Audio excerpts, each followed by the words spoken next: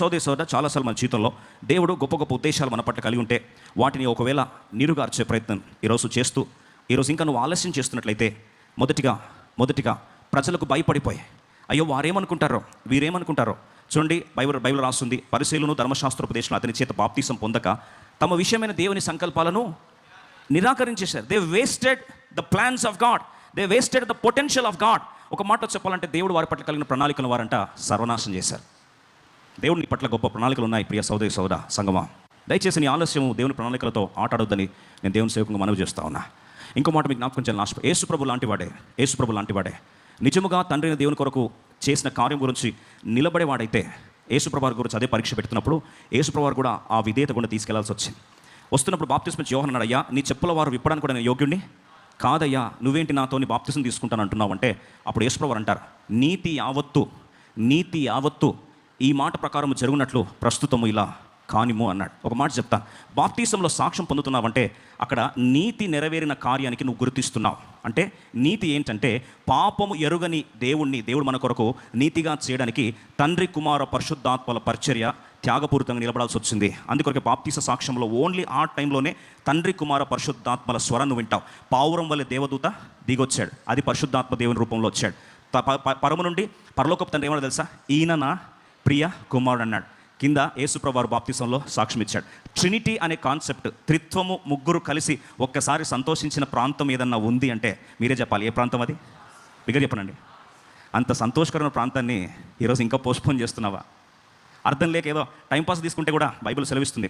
వారు నిజమైన మారు మనసు లేకుండా ఎప్పుడైతే బాప్తిసం సాక్ష్యం ఇచ్చారో తర్వాత యేసుక్రీస్తు వారి సువార్త విన్న తర్వాత అప్పుడు ఏం చేశారు తెలుసా అండి? మరలా అర్థసహితంగా వాళ్ళు ఏం చేశారు?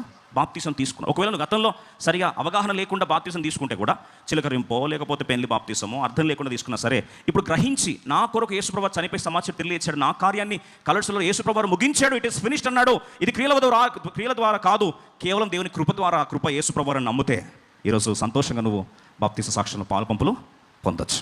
అలా పొందినప్పుడు ఫస్ట్ టైం ఏమన్నాడు తెలుసా దేవుడు? ఈయన నా ప్రియ కుమారుడు, ఈయనందు నేను ఆనందిస్తాను. ఒక మాట చెప్తాను, సాక్ష్యం ఇవ్వాలంటే ధైర్యం ఉండాలి. బాప్తిసం అనేది సాక్ష్యము. యేసుప్రభు అన్నారు, మీరు సమరయ యూదయ బూదిగ అంతం వరకు నాకేమవ్వాలి? సాక్షిగా ఉండాలంటే మన భాషలో చెప్పాలంటే కలేజా కావాలి. ఏం కావాలండి? కలేజా అనక్కర్లే, ధైర్యం కావాలి. ఏం కావాలా? ధైర్యం కావాలా. ఓ మాట, ధైర్యం ఎప్పుడు వస్తుందో తెలుసా? ప్రేమ ఉన్న దగ్గర ధైర్యం వస్తుంది. ఎక్కడ ధైర్యం వస్తుందండి? గట్టి చెప్పండి. When you truly have a real love will stand to express its love, and real love is not afraid to express itself. నిజమైన ప్రేమ వ్యక్తపరచుకోవడానికి ఎప్పుడు భయపడదండి.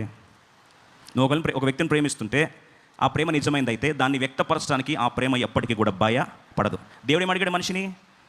ధర్మశాస్త్రం యొక్క సారాంశం ఒక మాటలు ఏంటి? నీ పూర్ణ హృదయంతో, నీ పూర్ణ ఆత్మతో, నీ పూర్ణ బలముతో నీ దేవుడిని యెహోవాను సేవ తర్వాత ప్రేమించవాలని అన్నాడు. God only expects love and real love. నిజమైన ప్రేమలో పెరిగితనము ఉండదు, నిజమైన ప్రేమలో భయము ఉండదు, నిజమైన ప్రేమలో పీడన ఉండదు. నువ్వు నిజంగా దేవుని ప్రేమిస్తే గుండె ధైర్యంతో నిలబడతావు. Yes, I will testify for my God.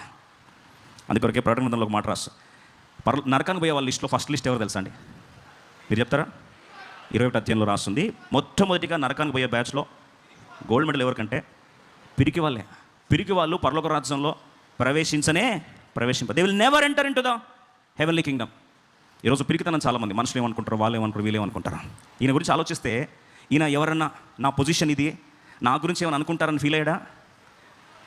ఒక మాట చెప్పాలని ఆశపడుతానండి. మనుషులు ఏమనుకుంటారు అనుకుంటున్నాం కదా, ఒక మాట చెప్తాను.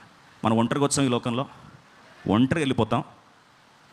4 తరాల తర్వాత కనీసం చివరికి నీ సొంత గ్రాండ్ చిల్డ్రన్ కూడా నువ్వు ఎవడో గట్టి చెప్పండి తెలియదు.